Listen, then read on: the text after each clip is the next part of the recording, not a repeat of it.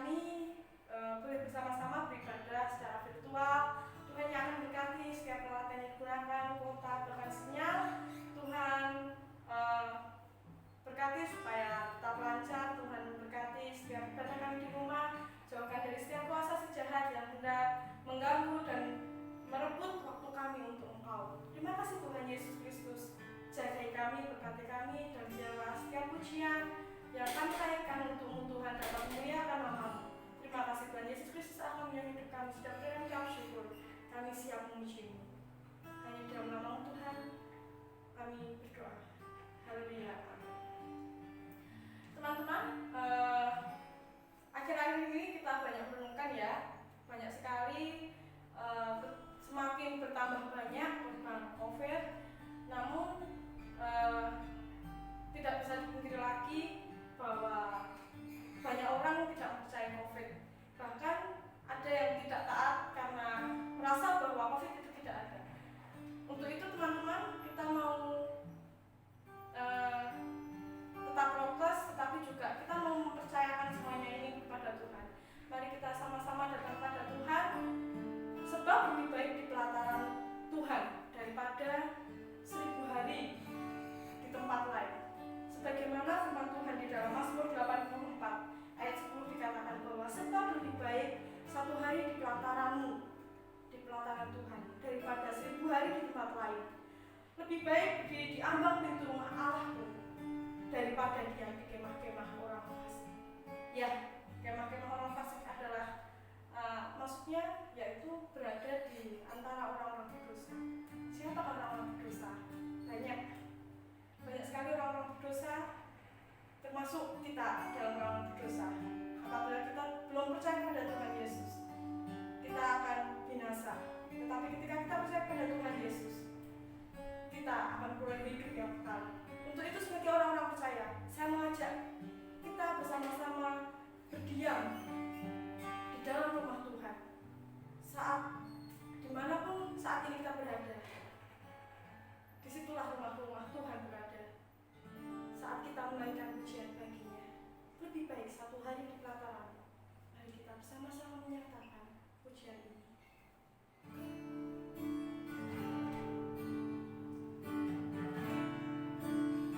Satu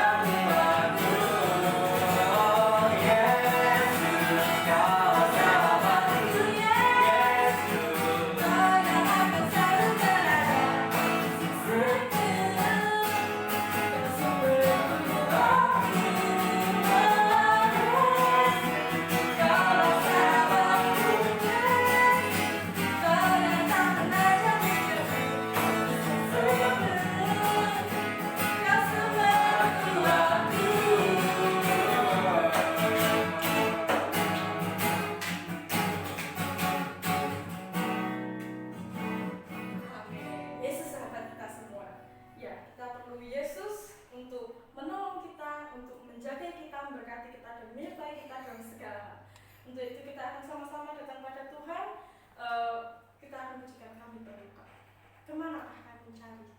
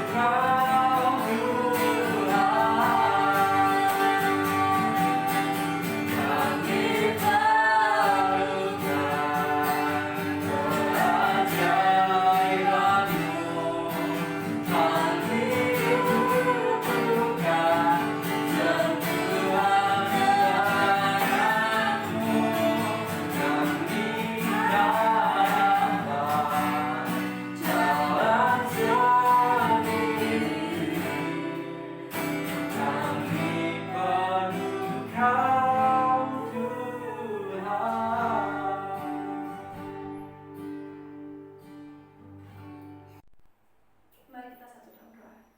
Tuhan Yesus yang baik, saat ini Tuhan kami hendak bersama-sama mendengarkan setiap renungan kebenaran firman-Mu. Tuhan menolong kami untuk mengerti apa maksud Tuhan berbicara pada kami pada sore hari ini. Tuhan yang akan memberkati Mbak Ratri yang akan menyampaikan firman-Mu. Tuhan menolong, membimbing, mencertai, dan biarlah Tuhan berikan hikmat serta kuasa untuk memberitakan kebenaran firman-Mu bagi kami sekalian. Terima kasih. Kami sudah berada dan ucap syukur Tuhan. Haleluya. Amin.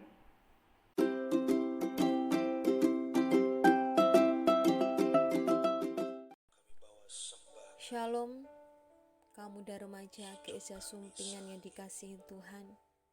Puji Tuhan, pada saat hari ini kita bisa berjumpa kembali dalam ibadah kaum muda remaja dalam online. Ya, kita bersyukur jika kita bisa beribadah saat ini. Itu semua karena kasih karunia Tuhan. Mari teman-teman kaum muda remaja, tetap jaga diri kita sendiri, dimanapun, apapun kita lakukan, kita kerjakan, kita serahkan hidup kita ke dalam tangan Tuhan. Dan saat ini kita akan bersama-sama belajar tentang bagaimana kita sebagai anak-anak Tuhan seharusnya berdoa. Jikalau teman-teman melihat dalam kitab Matius pasal yang ke-6 ayat yang ke-5 sampai 13, di situ dengan jelas dituliskan tentang bagaimana kita seharusnya berdoa. Bagaimana Tuhan Yesus mengajarkan tentang berdoa yang benar, berdoa yang salah itu bagaimana, berdoa yang benar itu bagaimana. Dan saya percaya bahwa saat ini teman-teman semuanya sudah hafal ya tentang doa Bapa Kami. Tapi bukan hanya sekedar hafal, tapi teman-teman bisa mengenal arti sesungguhnya tentang doa Bapa Kami. Apa itu doa? Doa adalah sarana tempat di mana surga dan bumi bertemu. Doa berarti perjumpaan antara Allah dengan manusia yang ada di bumi. Sebagai contoh, handphone.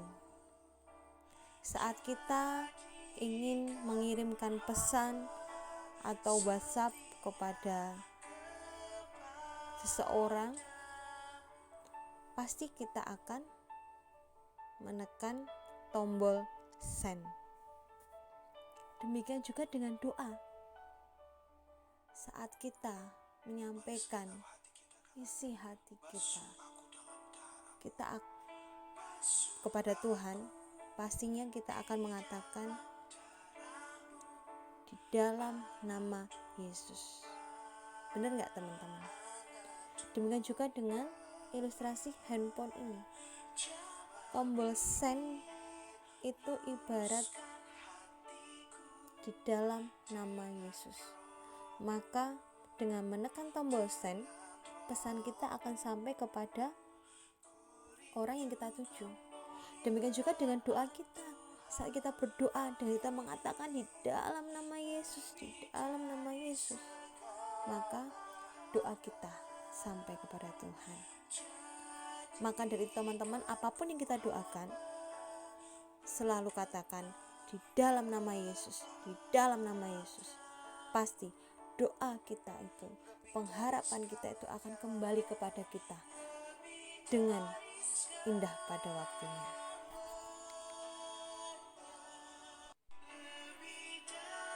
Berbeda dengan Matius pasal yang ke-6 ayat yang ke-6 sampai ke-8. Tuhan Yesus ingin supaya kita, anak-anaknya, tidak menjadi orang-orang munafik. Tuhan Yesus mengajar kita untuk kita boleh menyediakan tempat untuk kita berdoa. Setiap anak Tuhan sebaiknya memiliki tempat di mana ia dapat sendirian dengan Tuhan. Ada tempat di mana dia dapat berbicara kepada Tuhan. Jikalau tidak ada tempat yang seperti itu, maka berdoalah dengan tersembunyi. Tuhan Yesus memiliki tempat semacam itu. Doa itu dilakukan di tempat tersembunyi itu juga sangat penting, teman-teman. Maksudnya di sini adalah waktu. Kita menyediakan waktu bisa di pagi hari. Di pagi hari untuk menyerahkan diri kita kepada Tuhan. Yang kedua, di malam hari untuk menaikkan syukur kita kepada Tuhan. Yang ketiga yaitu pada saat kita terdorong, hati kita didorong oleh Roh Kudus untuk kita berdoa. Teman-teman bisa lakukan itu. Doa itu penting, teman-teman. Maka dari itu kita harus belajar. Bagaimana caranya? Bagaimana seharusnya kita berdoa? Dalam kitab Matius pasal yang ke-6 ayat yang ke-5 dikatakan, jangan berdoa seperti orang munafik. Orang munafik di sini berarti mereka berdoa memiliki motivasi yang salah, yaitu ingin dilihat orang. Orang dengan motivasi seperti ini akan berdoa di tempat-tempat umum di mana banyak orang, tetapi tidak akan berdoa di tempat-tempat tersendiri. Di rumah gak ada doa, tapi di tempat umum, di gereja, dimanapun mereka akan menunjukkan semangatnya dalam berdoa. Tapi saat di rumah mereka tidak melakukan apa yang itu namanya berdoa. Itulah orang munafik. Mereka ini melakukan segala sesuatu hanya untuk orang lain, bukan sungguh-sungguh untuk Tuhan. Ibaratnya Tuhan itu hanya tunggangan bagi mereka untuk mendapat reputasi di hadapan manusia. Ingin dilihat manusia, wah dia orang yang saleh, oh dia orang yang baik. Itulah orang yang munafik. Yang seharusnya Tuhan itu yang menjadi tujuan dalam hidup mereka, bukan manusia. Mari teman-teman, kamu dan remaja, berdoalah dengan tekun. Doa merupakan sarana bagi kita untuk berhubungan, berkomunikasi dengan Tuhan. Semakin rajin kita berdoa, hubungan kita akan semakin dekat, melekat dengan Tuhan. Dan kita pun menjadi peka terhadap suaranya. Mari berdoalah dengan tidak bertele-tele. Tuhan tidak memerlukan kata-kata yang indah. Tuhan tidak memerlukan kata-kata yang seperti puisi yang indah. Tidak. Tuhan ingin supaya kita berdoa dengan sungguh-sungguh. Tidak usah memakai kata-kata yang indah, tapi doalah yang benar. Doalah dari dalam hatimu. Selanjutnya yaitu berdoalah dalam nama siapa? Yesus. Dalam Yohanes 14 ayat ke-13 dikatakan, dan apa juga yang kamu minta dalam namaku, ku di sini yaitu Tuhan Yesus, aku di sini juga Tuhan Yesus akan melakukannya supaya Bapa dipermuliakan di dalam Anak. Nah, teman-teman, setiap kita berdoa, saat kita minta, jangan lupa kuncinya di dalam nama Yesus.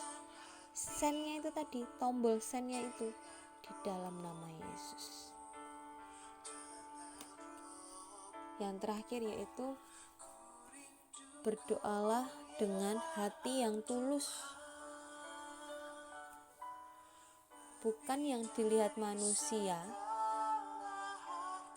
yang dilihat Allah. Manusia melihat apa yang di depan mata, tetapi Tuhan melihat hati. Tuhan tidak melihat hebat tidaknya rangkaian kata-kata puisi itu, tetapi Tuhan melihat hati kita. Doa yang didengarkan Tuhan adalah doa yang didasarkan pada kejujuran atau ketulusan, bukan kepura-puraan. Nah, dari beberapa hal ini kita akan belajar bahwa dengan semakin rajin kita berdoa, maka hubungan kita semakin dekat.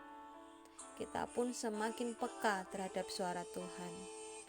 Apa yang berkenan bagi Tuhan adalah doa yang keluar dari lubuk hati yang paling dalam, yang berasal dari hati yang tulus. Ketulusan sungguh memegang peranan penting dalam menjalin hubungan yang dekat dengan Tuhan. Ingat teman-teman, Tuhan itu mengasihi kita apa adanya, bukan ada apanya. Mari kita belajar berdoa yang sesungguhnya bagaimana. Terima kasih. Tuhan Yesus memberkati. Mari teman-teman kita berdoa.